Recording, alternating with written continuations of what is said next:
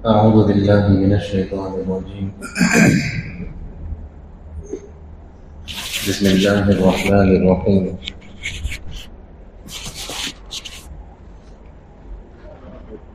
وقالوا اتخذ الله ولدا سبحانه بل له ما في السماوات والأرض كل له قانتون بديع السماوات والأرض وإذا قضى أمرا فإنما يقول له كن فيكون. گزشتہ جمعہ اس پہلی آیت سورہ بقرہ کی آیت نمبر 116 کے بارے میں کچھ باتیں آئی تھیں. اس کا ترجمہ یہ ہے کہ وقالو، یہ لوگ کہتے ہیں، اتخذ اللہ ولدا، کہ اللہ نے اپنے لیے اولاد کو اختیار کر لیا ہے. سبحانہ، اللہ فرماتے ہیں اللہ کی ذات ان سب چیزوں سے پاک ہے. بل لہ ما فی السماوات والارض، بلکہ اللہ کی ذات وہ ہے کہ آسمانوں میں اور زمینوں میں جو کچھ بھی ہے وہ اللہ تعالی ہی کا ہے. سب کا اللہ مالک ہے، سب اللہ کے مملوک ہیں. کل لہ قانتون، اور ہر ایک اللہ تبارک و تعالیٰ کا فرما بردار ہے، سب اللہ کے فرما بردار ہیں. تو میں نے آپ کو بتایا تھا کہ یہودیوں کا یہ کہنا کہ عزیر اللہ کے بیٹے ہیں، اللہ فرماتے ہیں کہ ایسی بات بالکل نہیں، اللہ کی ذات ان سب رشتوں سے پاک ہے. نصارہ عیسائیوں کا یہ کہنا کہ عیسیٰ اللہ کے بیٹے ہیں، اللہ فرماتے ہیں سبحانہ، اللہ کی ذات ان سب چیزوں سے پاک ہے، اللہ کا اس قسم کا کوئی رشتہ نہیں. مشرکین کا یہ کہنا کہ فرشتے اللہ کی بیٹیاں ہیں، سبحانہ، اللہ فرماتے ہیں اللہ کی ذات پاک ہے، اس قسم کا کوئی رشتہ اللہ کا نہیں ہے. اسی کے ساتھ میں نے آپ کو یہ بھی سمجھایا تھا کہ شرک کسے کہتے ہیں اور تشبیہ کسے کہتے ہیں. میں نے آپ کو بتایا تھا کہ جو چیزیں، جو باتیں، جو اوصاف اللہ تبارک و تعالیٰ کے ساتھ خاص ہیں، ان کی نسبت انسانوں کی طرف کرنا، مخلوق کی طرف کرنا. جو اوصاف اللہ کے ساتھ خاص ہیں، ان اوصاف کو انسانوں کے لیے ثابت کرنا، مخلوق کے لیے ثابت کرنا، اس کو شرک کہتے ہیں. اور جو اوصاف، جو چیزیں انسانوں کے لیے خاص ہیں، ان کو اللہ تبارک و تعالیٰ کی طرف منسوب کرنا، اللہ کے ساتھ جوڑنا، اس کو تشبیہ کہتے ہیں. رازق اللہ ہے، کسی اور چیز کو رازق کہنا یہ شرک ہے. اولاد انسان کے لیے ہوتی ہے، اللہ کے لیے اولاد ہے کہنا یہ تشبیہ ہے. یہ دونوں چیزیں حرام ہیں. اللہ تبارک و تعالیٰ وہی یہاں فرما رہے ہیں کہ یہ لوگ کہتے ہیں کہ اللہ نے اپنے لیے اولاد کو اختیار کر لیا. یہ کہتے ہیں کہ اللہ کی اولاد بھی ہے جیسے اور انسانوں کی ہوتی ہے. اللہ فرماتے ہیں یہ تشبیہ ہے. سبحانہ، اللہ کی ذات اس سے پاک ہے. اللہ کسی کا باپ نہیں، اللہ کی کوئی بیوی نہیں، اللہ کی کوئی اولاد نہیں. بل لہ ما فی السماوات والارض، بلکہ اللہ کی ذات ایسی ہے کہ آسمانوں اور زمینوں میں جو کچھ بھی ہے وہ اللہ تبارک و تعالیٰ کی ملکیت ہے. کل لہ قانتون، سب کے سب اللہ تبارک و تعالیٰ کے سامنے مطیع ہیں، فرما بردار ہیں، عاجز ہیں. آگے آیت نمبر 117، اللہ تبارک و تعالیٰ فرماتے ہیں بدیع السماوات والارض، آسمان اور زمین، تمام آسمانوں کا اور زمینوں کا پیدا کرنے والا ہے وہ. بدیع السماوات والارض، تمام آسمانوں اور تمام زمینوں کا پیدا کرنے والا ہے وہ۔ بدیع کا معنی آتا ہے خالق کا، پیدا کرنے والے کا۔ ایک تو یہ ترجمہ ہے اور دوسرا ترجمہ آگے بتانے والا ہوں۔ تو بدیع السماوات والارض، آسمانوں اور زمینوں کا پیدا کرنے والا ہے وہ، اور اس کی ذات ایسی ہے، ایسی قدرت والا ہے کہ وَإِذَا قَضَىٰ أَمْرًا، جب وہ کسی بات کا فیصلہ کر دیتا ہے، فَإِنَّمَا يَقُولُ لَهُ كُن، تو بس اس چیز سے کہتا ہے ہو جا، فَيَكُونُ، وہ ہو جاتی ہے۔ فَإِذَا قَضَىٰ أَمْرًا، جب اللہ کسی چیز کا فیصلہ کر لیتا ہے، فَإِنَّمَا يَقُولُ لَهُ كُن فَيَكُونُ، تو اللہ اس سے کہتے ہیں ہو جا، وہ ہو جاتی ہے۔ اس آیت کا پہلا ٹکڑا ہے بدیع السماوات والارض، آسمانوں اور زمینوں کا بدیع ہے وہ۔ بدیع کسے کہتے ہیں؟ بدیع کہتے ہیں مبدعہما، خالقہما، آسمانوں اور زمینوں کا پیدا کرنے والا۔ تو آسمانوں اور زمینوں کے پیدا کرنے والے کو بدیع کہتے ہیں۔ جیسے پیدا کرنے والے کو عربی میں خالق کہتے ہیں، اسی طرح سے پیدا کرنے والے کو باری بھی کہتے ہیں، اسی طرح سے پیدا کرنے والے کو بدیع بھی کہتے ہیں۔ قرآن مجید میں اللہ تبارک و تعالیٰ نے کئی جگہ بتایا ہے خلق السماوات والارض، آسمانوں اور زمینوں کو اس نے خلقہ پیدا کیا ہے، خلقہ پیدا کیا ہے، پیدا کرنے والا ہے۔ واللہ الخالق، اللہ ہی خالق ہے، پیدا کرنے والا ہے۔ تو پیدا کرنے والے کو خالق بھی بولتے ہیں عربی میں، پیدا کرنے والے کو باری بھی بولتے ہیں عربی میں۔ اللہ تبارک و تعالیٰ نے خالق اور باری کا لفظ دوسری جگہ استعمال کیا، یہاں پر اللہ تبارک و تعالیٰ بدیع کا لفظ استعمال کر رہے ہیں کہ آسمانوں اور زمینوں کا وہ بدیع ہے۔ تو ایک ترجمہ تو آسان ہے، ہم کہہ دیں گے بدیع ہے یعنی پیدا کرنے والا ہے، خالق ہے۔ دوسرا ترجمہ بدیع کا، بدیع کسے کہتے ہیں؟ بدیع کہتے ہیں، علامہ ابن کثیر رحمہ اللہ نے تفسیر میں لکھا خالقہما، آسمانوں اور زمینوں کا پیدا کرنے والا، لیکن کیسے؟ علی غیر مثال سبق، سابق میں کسی مثال کے بغیر، سابق میں کسی مثال کے بغیر اس چیز کو پیدا کرنے والا۔ اب مثال کے طور پر آپ ایسے لے لیجئے، جیسے مان لیجئے یہ ایک موبائل ہے، میں نے اس کو دیکھا اور دیکھنے کے بعد اس کو جانا، اس کو سمجھا، اس کو کیسے بناتے ہیں معلوم کیا، اور پھر ویسا ہی میں ایک اور موبائل بنا دیا۔ ایک چیز کو دیکھ کر ویسا ہی کاپی کرنا، اسے بدیع نہیں کہتے ہیں۔ بدیع کہتے ہیں پہلے یہ چیز تھی ہی نہیں، اس کو اپنے سے وجود میں لانے والا۔ جو چیز پہلے نہیں تھی اس کو وجود میں لانے والا، اس کو کہتے ہیں بدیع۔ اسی کو علامہ ابن کثیر رحمہ اللہ نے فرمایا خالقہما علی غیر مثال سبق، کہ پہلے ایسی مثال نہیں تھی، ایسا کچھ نہیں تھا، اس کے بغیر اللہ تبارک و تعالی آسمانوں اور زمینوں کا پیدا کرنے والا ہے۔ اب اس کے حساب سے ہم ترجمہ یوں کر سکتے ہیں کہ اللہ تبارک و تعالی نے آسمان کو پیدا کیا، کیسے؟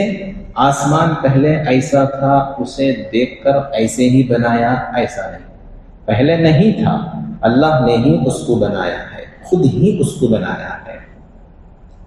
زمین کو اللہ نے پیدا کیا، پہلے کہیں زمین دیکھا پھر ویسے ہی کاپی کر کے بنا دیا، ایسا نہیں ہے، بلکہ اللہ تعالیٰ نے ہی سامنے کوئی مثال نہیں تھی، اس مثال کو دیکھے بغیر خود ہی اس زمین کو پیدا کرنے والا ہے، تو بدیع کے اندر یہ لفظ نکل کر آتا ہے۔ علامہ ابن کثیر رحمہ اللہ خاص طور سے، اور آپ دیکھیں دوسری تفسیر کے اندر بھی آپ کو یہ بات مل جائے گی کہ دیکھو پہلے جو چیز نہ ہو اس کو وجود میں لانا، اس وقت میں استعمال ہوتا ہے عربی کے اندر با، دال اور عین کا لفظ۔ با، دال اور عین کا لفظ اس وقت میں استعمال ہوتا ہے کہ پہلے نہ ہو پھر نہ رہتے ہوئے اس کو وجود میں لایا جائے۔ اچھا ٹھیک ہے، اب یہاں پر ایک اور چیز جو مفسرین کرام نے خاص طور سے لکھا ہے، میں اس کو بیان کیے بغیر آگے نہیں بڑھ سکتا۔ دیکھیے یہ جو با، دال، عین ہے، اسی سے بنا ہوا ہے لفظ بدعت کا، اسی سے بنا ہوا ہے لفظ بدعت کا۔ بدعت کے اندر بھی با ہے، بدعت کے اندر بھی دال ہے، بدعت کے اندر بھی عین ہے۔ کسی بھی چیز کو بدعت کیوں کہتے ہیں؟ بدعت اسی لیے کہتے ہیں کہ وہ چیز پہلے نہیں رہتی ہے، اب کے لوگ اس کو ایجاد کیے رہتے ہیں۔ پہلے وہ چیز نہیں رہتی ہے، اب کے لوگ، بعد کے لوگ اس کو ایجاد کیے رہتے ہیں۔ جو چیز پہلے نہ ہو اس کو لوگوں نے ایجاد کر لیا ہو، اس کو بدعت کہیں گے۔ آپ کسی کتاب کے اندر بدعت کی تعریف دیکھنے کے لیے جائیں تو آپ کو یہی تعریف ملے گی۔ ایک تعریف آپ کو ایسے ملے گی، بدعت وہ کام، بدعت وہ چیز، بدعت وہ عمل، بدعت وہ بات، بدعت وہ طریقہ جو پہلے نہیں تھا، بعد کے لوگوں نے اس کو اختیار کر لیا۔ البدعۃ ہی ما شرعت علی غیر مثال سابق، عربی کے اندر یہ کہا جاتا ہے۔ اب اس کو سمجھنے کے لیے ہم یوں سمجھ سکتے ہیں، قرآن ہے، حدیث ہے، صحابہ کا طریقہ ہے، جو عمل ان کے جیسا ہے وہ شریعت رہے گا۔ کیوں؟ سابق میں جو ہے، پہلے جو ہے بالکل اسی کی کاپی ہے یہ، تو کہیں گے یہ شریعت۔ اب جو کام قرآن میں بھی نہیں، صحابہ قرآن میں بھی نہیں، حدیث میں بھی نہیں، صحابہ کے طرز میں بھی نہیں، کہیں بھی نہیں ملتا، اب وہ ایک طریقہ ہے، تو سابق میں جو چیزیں ہیں اس کے خلاف میں ہے یہ، تو لہٰذا اس طریقے کو بدعت کہیں گے۔ علامہ ابن تیمیہ رحمہ اللہ نے اس کی تعریف یہ کی ہے، بدعت کہتے ہیں لم یشرعہ اللہ ورسولہ، جس کو اللہ اور اس کے رسول نے شروع نہیں کیا، جو اللہ کی طرف سے بھی نہیں، جو اللہ کے رسول صلی اللہ علیہ وسلم کی طرف سے بھی نہیں، جو طریقہ اس قسم کا ہوگا اس کو فرمایا وہ بدعت ہے۔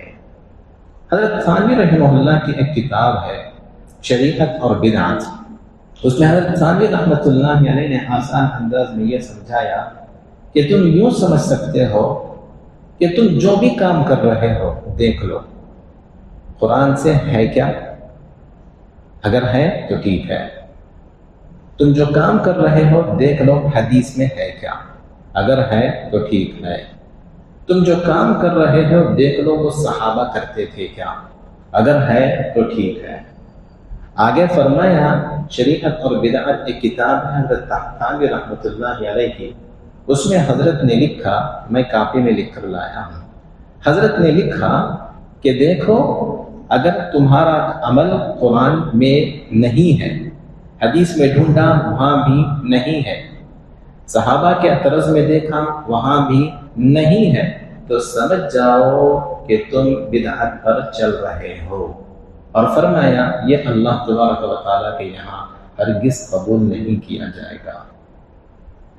علامہ شاطبی رحمۃ اللہ علیہ کی ایک کتاب ہے جس کا نام ہے الاعتصام۔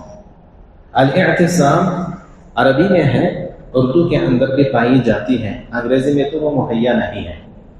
الاعتصام 3 جلدوں میں ہے، مان لیجیے 1000 صفحے تو اس کے اندر ہے۔ آپ تعجب کریں آگے کی بات سن کر، یہ پوری کی پوری کتاب علامہ شاطبی رحمہ اللہ نے بدعت اور سنت کے عنوان پر لکھی ہے۔ ہم سمجھ لیتے ہیں چھوٹی سی بات ہے بدعت، چھوٹی سی بات ہے سنت، پورے کی پوری تفصیل سے انہوں نے اس کے اندر لکھ دیا ہے، پوری تفصیلات بدعات کے انہوں نے اس کے اندر لکھ دی ہیں۔ جی ہاں، علامہ شاطبی رحمۃ اللہ علیہ کی کتاب ہے۔ امام مالک رحمۃ اللہ علیہ جو مدینہ المنورہ کے امام تھے، جو مسجد نبوی صلی اللہ علیہ وسلم میں مؤطا حدیث کی کتاب پڑھایا کرتے تھے، مالکیہ مسلک انہی کے طرز پر ہے، انہی کے مسلک پر ہے۔ امام مالک رحمۃ اللہ علیہ نے فرمایا کہ دیکھو جو چیز پہلے تھی اگر وہی چیز تم کر رہے ہو تو تم صحیح ہو، جو چیز پہلے نہیں تھی اگر تم وہ کر رہے ہو تو تم صحیح نہیں ہو۔ امام مالک رحمۃ اللہ علیہ مسجد نبوی صلی اللہ علیہ وسلم میں حدیث کا درس دیتے تھے۔ غور سے سنیں میں جو کہنے جا رہا ہوں، میری باتیں سننے کے بعد آپ گھر جائیں اور بیٹھ کر دیکھیں کتنی بدعات اور خرافات کے اندر مبتلا ہیں، ان سب کو چھوڑ دیجئے۔ امام مالک رحمۃ اللہ علیہ نے دیکھا مسجد نبوی صلی اللہ علیہ وسلم کا ایک مؤذن ہے، فجر کی اذان دیتا ہے، فجر کی اذان مینارے پر چڑھتا ہے، جیسا پرانے زمانے میں ہوتا تھا، مینارے کے اوپر چڑھ کر اذان دیتے تھے مؤذن، تو مینارے پر چڑھتا ہے، اذان دے دیتا ہے، پھر اس کے بعد وقت گزرتا ہے، وقت گزر جانے کے بعد پھر آہستہ سے آواز پہ ہی حی علی الصلاۃ حی علی الفلاح کہتا ہے، حی علی الصلاۃ حی علی الصلاۃ کہتا ہے۔ حی علی الصلاح کا مطلب آؤ نماز کی طرف، حی علی الفلاح کا مطلب آؤ کامیابی کی طرف، وہ کہتا ہے، اس کو تصویب کہتے ہیں۔ اذان ہو گئی، پھر اس کے بعد جا کر ایک اور مرتبہ وہ کہتا ہے۔ اب دیکھیں ذکر میں یہ کوئی خراب اور غلط عمل ہے کیا؟ نہیں، نماز کی طرف دعوت دینا ہے، بالکل صحیح عمل ہے۔ امام مالک رحمۃ اللہ علیہ نے جب دیکھا کہ اذان ہو جانے کے بعد ایک اور مرتبہ نماز کی طرف دعوت دیتا ہے، فرمایا جو کام اس شہر میں مدینہ المنورہ میں آج تک نہیں ہوا تھا وہ کام تم مت کرو، وہ کام مت کرو، تم پہلے کبھی ایسے نہیں ہوا تھا۔ فرمایا نہ اللہ کے رسول کے زمانے میں ہوتا تھا، نہ صحابہ کے زمانے میں ہوتا تھا، نہ تابعین کے زمانے میں ہوا، تم یہ کیوں شروع کر رہے ہو؟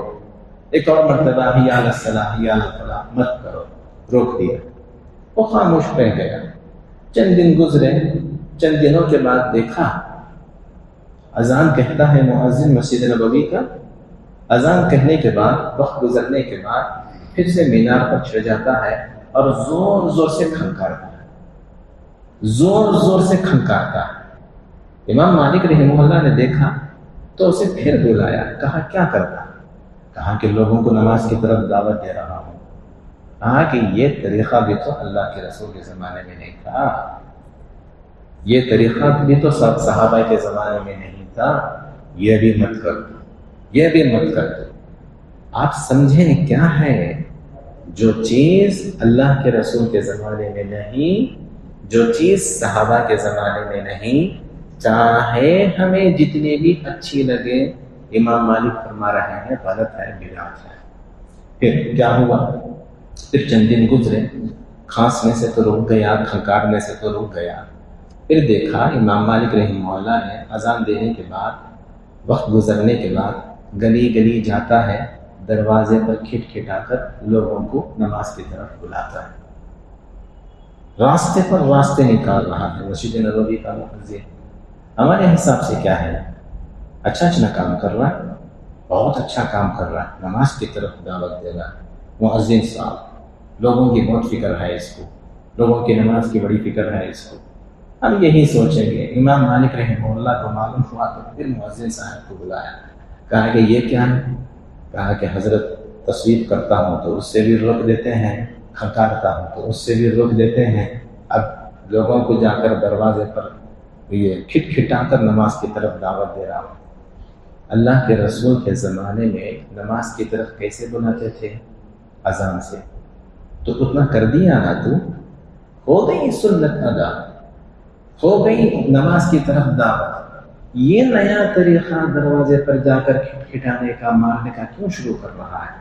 فرمایا کہ جو کام اللہ کے رسول کے زمانے میں، صحابہ کے زمانے میں نہیں تھا، اس شہر کے اندر مدینے میں تم اس کو ایجاد مت کرو، اس کو ہرگز تم رائج مت کرو، پیدا مت کرو ایسی چیزوں کو جو پہلے نہیں تھی۔ تو بدعت کہتے ہیں وہ کام جو پہلے نہیں تھا اس کو اب شروع کرنا۔ اب آپ سوچ لیجئے، محرم کے اندر جو کرتے ہیں ہم، اسی طرح ربیع الاول میں جو کرتے ہیں، اسی طرح رجب میں جو کیا تھا، اسی طرح شب برات کے موقع پر جو کرتے ہیں، یہ سب کا سب اسی میں آ جاتا ہے۔ سب کے سب بدعات ہیں، سب کے سب خرافات ہیں، رتی برابر ثواب نہیں ملے گا۔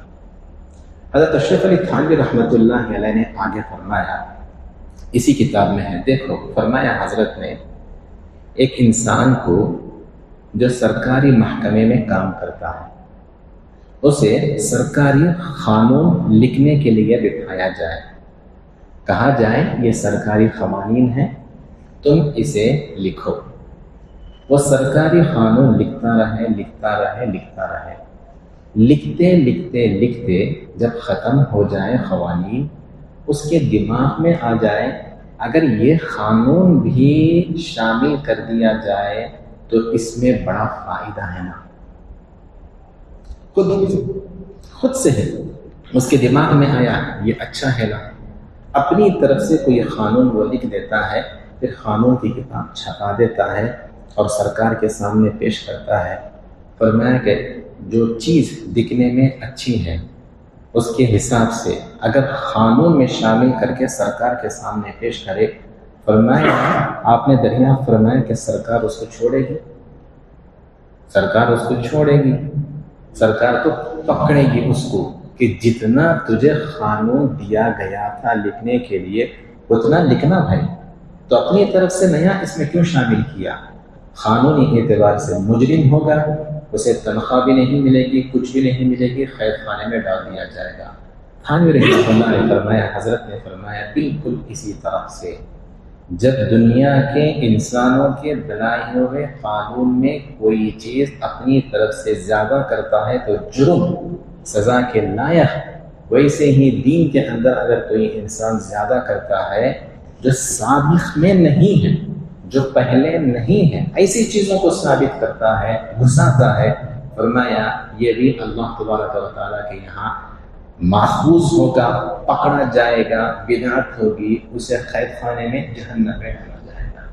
ایک قصہ بتاتا، حدیث شریف میں ہے، یعنی حدیث کی کتابوں میں ہے کہ حضرت علی رضی اللہ عنہ عید کی نماز پڑھنے کے لیے گئے۔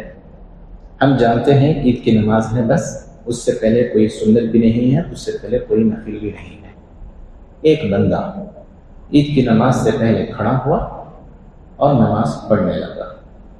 حضرت علی نے دریافت فرمایا کون سی نماز؟ عیدگاہ میں کون سی نماز؟ اس نے کہا نفل نماز پڑھ رہا ہوں۔ فرمایا بیٹھ جا۔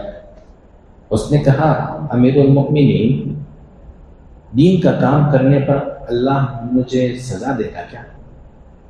سمجھ رہے ہیں آپ؟ کوئی دینی عمل کرنے پر اللہ مجھے سزا دے گا کیا؟ عبادت کرنے پر اللہ مجھے جہنم میں ڈالے گا کیا؟ نماز تو پڑھ رہا ہوں میں، روک کیوں رہے ہیں آپ؟ حضرت علی رضی اللہ عنہ نے فرمایا عبادت کرنے پر اللہ تجھے ثواب دیں گے، مگر یہ جو تو کر رہا ہے اللہ کے رسول کی شریعت کے خلاف کر رہا ہے، اس لیے اللہ تجھے جہنم میں داخل کریں گے۔ سمجھے میں جو کہنا چاہ رہا ہوں؟ وہی کرنا ہے ہمیں جو قرآن میں موجود، جو حدیث میں موجود، جو صحابہ کرام نے کیا۔ اس کے لیے آسان طریقہ یہ ہے کہ بدعات کی جتنی کتابیں ہیں اس کو ہم پڑھیں، سمجھیں کہ بھئی ہے کیا یہ چیز، ہمیں بچنا کیا ضروری ہے کن چیزوں سے۔ خیر، واپس آتے ہیں اپنی بات کی طرف کہ اللہ تبارک و تعالیٰ فرماتے ہیں بدیع السماوات والارض، اللہ تبارک و تعالیٰ آسمان اور زمینوں کا پیدا کرنے والا ہے۔ کیسا پیدا کرنے والا؟ پہلے یہ نہیں تھی، بنا اس کے موجود رہنے کے اس کو اللہ تبارک و تعالیٰ نے پیدا کیا۔ اللہ فرماتے ہیں وَإِذَا قَضَى أَمْرًا فَإِنَّمَا يَقُولُ لَهُ كُن فَيَكُونُ۔ میں ابن کثیر رحمہ اللہ کی ایک بات بتا کر اپنی بات ختم کرتا ہوں۔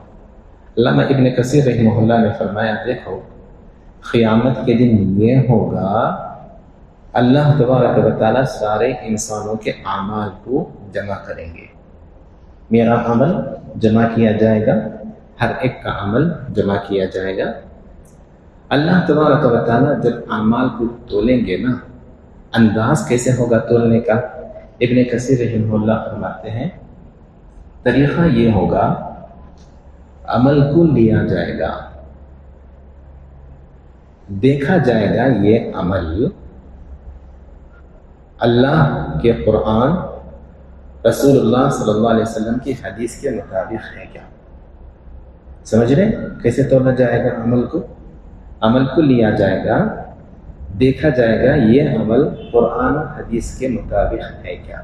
اگر ہے تولا جائے گا، ثواب بھی دیا جائے گا۔ عمل کو لیا جائے گا، وہ عمل قرآن میں بھی نہیں، وہ عمل حدیث میں بھی نہیں، تولا نہیں جائے گا، اٹھا کر منہ پر مار دیا جائے گا، کچھ نہیں ملے گا۔ تو اعمال تولے جانے کا یہ بھی ایک طریقہ ہے جو قیامت کے دن رہے گا۔ سوچ لیں اچھی طرح سے ہم میں سے ہر ایک، ہم جو کام کر رہے ہیں کہ واقعیتاً قرآن و حدیث سے ثابت ہے کیا۔ جو عمل ثابت نہیں ہے وہ بدعت، وہ جہنم میں لے کر جانے والی چیز ہے۔ خود بھی بچیں، گھر کے افراد کو بچائیں، امت کے سارے افراد کو بچائیں۔ اللہ تبارک و تعالیٰ سے دعا فرمائے اس پر عمل کرنے کی ہمیں توفیق عطا فرمائے۔ آمین۔ سبحان اللہ بحمدہ، سبحانک اللہم و بحمدک، ونشہد ان لا الہ الا انت، ونستغفرک ونتوب الیک۔